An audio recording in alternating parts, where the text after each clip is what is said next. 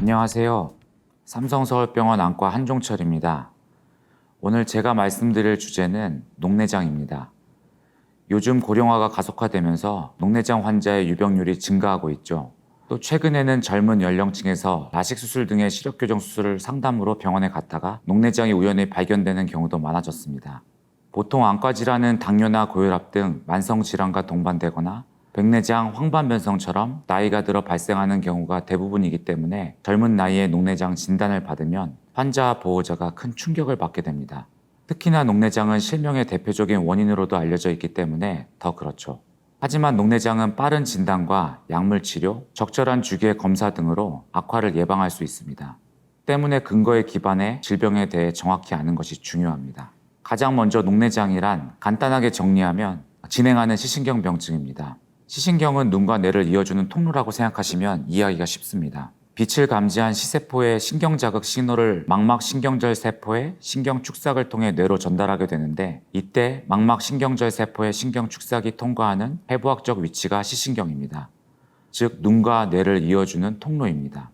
이 신경이 안압에 의해 눌리거나 심하게 눌리지 않았다고 하더라도 시신경에 공급되는 혈류량이 충분하지 않거나 상대적으로 높지 않은 압력에도 구조적으로 시신경이 취약하다면 녹내장성 손상을 받게 됩니다. 결과적으로 어떤 원인이든지 시신경이 주어진 안압을 버텨내지 못하고 손상받게 되는 상황이 되면 녹내장이 발생할 수 있습니다. 또한 손상이 일단 시작되면 발생으로 그치는 것이 아니라 계속 진행할 수 있기 때문에 녹내장은 궁극적으로 실명할 수도 있는 무서운 병으로 알려져 있습니다.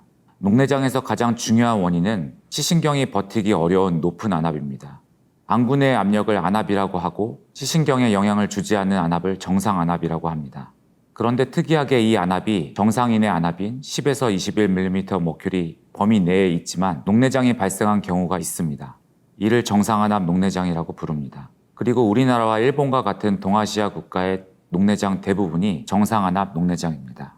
보고마다 약간의 차이는 있지만 우리나라나 일본에서는 대략 전체 녹내장 환자의 80%, 많게는 95%가 정상안압 녹내장이라는 보고가 있습니다. 그리고 바로 이 부분이 환자들이 가장 답답해하고 궁금해하는 부분입니다. 안압이 중요한 원인인데 안압이 정상인 내가 왜 녹내장이 생겼느냐는 거죠. 이런 질문을 받을 때 제가 드리는 대답은 다른 사람에게는 그 안압이 정상이지만 환자분께는 정상이 아닌 겁니다 라는 것입니다. 즉 안압이란 상대적인 개념입니다. 또한 아직까지 원인이 정확하게 밝혀진 것은 아니지만 녹내장 발생에는 안압뿐만 아니라 혈류, 시신경의 구조적인 문제 등 다른 원인들이 동반될 수 있습니다. 시신경은 신경섬유, 혈관, 사상판 등 다양한 구조물로 구성되어 있으며 이 각 구조물들이 적절히 조화를 이루며 기능을 충실히 해내야 시신경이 주어진 안압에 대해 견딜 수 있습니다. 안압이 정상 범위를 벗어나는 경우 아무리 시신경 구조물이 튼튼하다고 하더라도 결국 손상을 받을 수밖에 없습니다. 다만 안압이 아주 높지 않더라도 시신경 구조물의 내구성에 문제가 있는 경우 녹내장 변화가 발생할 수 있습니다. 정상안압 녹내장의 경우 원인이 안압보다는 시신경이 안압에 대해 버티는 능력에 문제가 있다고 볼 수 있겠습니다. 다음으로 약물 치료에 대해 알아보겠습니다. 녹내장의 치료 목적은 안압을 낮춰 녹내장의 진행을 최대한 막는 것입니다. 정상안압 녹내장이라고 하더라도 안압을 낮추는 것이 확실한 치료 방법입니다. 계속 강조를 드리지만 정상안압 녹내장은 남들이 다 견뎌내는 정상안압을 나만 견디지 못하는 것이기에 안압을 낮춰 시신경의 부담을 줄여줘야 합니다. 안압을 낮추기 위해 사용하는 치료의 가장 대표적인 방법은 안약을 사용하는 것입니다. 눈의 앞부분인 각막과 수정체 사이에는 안방수라고 하는 투명한 액체로 채워져 있는데 이 안방수가 안압을 유지하고 각막과 수정체에 영양분을 전달하는 역할을 합니다. 안약은 눈의 전방 내 안방수 생성량을 감소시키거나 안방수 배출이 원활하게 되도록 도와주는 역할을 해서 안압을 낮추도록 돕게 됩니다. 비침습적인 방법으로 안전하게 사용할 수 있지만 안약 사용 시 발생할 수 있는 부작용이 있기 때문에 주의해서 사용해야 합니다. 안약에 따른 부작용은 충혈, 결막염, 안검 부종 등 눈꺼풀 염증 증상, 졸린 증상, 부정맥 및 천식 악화 증상 등이 있습니다. 각 약물에 따라 흔히 발생하는 부작용이 다를 수 있으므로 처방을 받게 되는 경우 의사와 약사에게 약물 사용 방법 및 발생할 수 있는 가장 흔한 부작용에 대해 설명을 들어야 합니다. 환자분들이 종종 궁금해하는 레이저 치료에 대해서 한번 짚고 넘어가도록 하겠습니다. 녹내장 레이저 치료에는 그 목적에 따라 몇 가지로 나뉘게 됩니다. 먼저 폐쇄각 녹내장일 때 시행하는 레이저 치료가 대표적인 녹내장 환자에서 사용하는 레이저 치료입니다. 앞서 설명드린 안방수의 생성과 배출에 대한 기본적인 생리를 다시 이해할 필요가 있는데 안방수는 홍채 뒤쪽 선모체에서 만들어진 후 수정체와 홍채 사이를 지나 홍채 앞부분으로 나오게 되고 이후 섬유주로 배출되게 됩니다.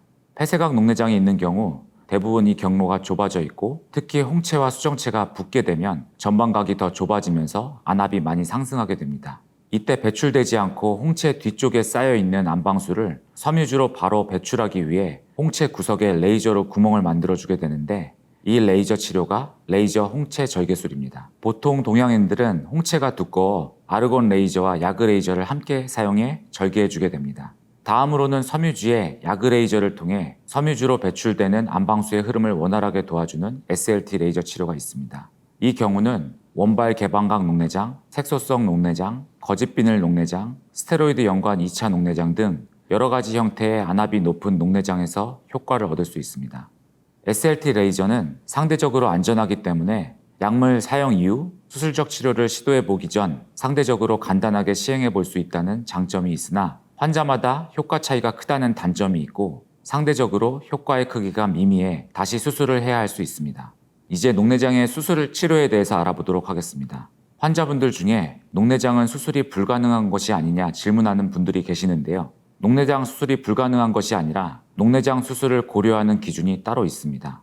크게 3가지 기준이 존재하는데요. 안압약을 사용해도 안압이 높은 경우, 안약의 부작용이 심해 사용이 어려운 경우, 안약을 사용해서 안압을 낮췄음에도 불구하고 녹내장이 계속 진행되는 경우 수술을 고려해 볼 수 있습니다.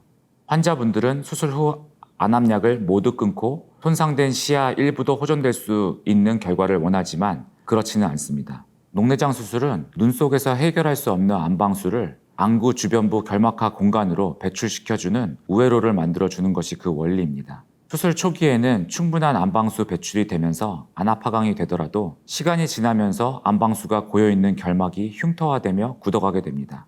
이렇게 되면 다시 안압이 상승하기 때문에 안압약을 사용하는 경우가 대부분이고 다시 안압약을 사용했음에도 불구하고 안압이 올라 수술 부위를 다시 손봐야 하거나 아예 다른 부위에 재수술을 하는 경우도 존재합니다.